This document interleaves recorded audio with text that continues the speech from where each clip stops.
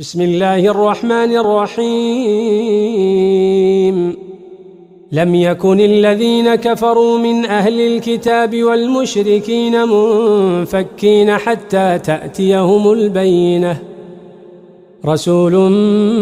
من الله يتلو صحفا مطهرة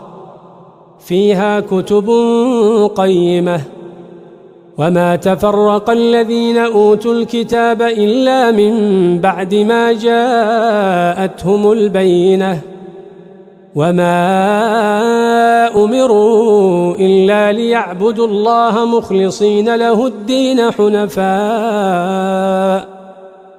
حنفاء ويقيموا الصلاة ويؤتوا الزكاة وذلك دين القيمة إن الذين كفروا من أهل الكتاب والمشركين في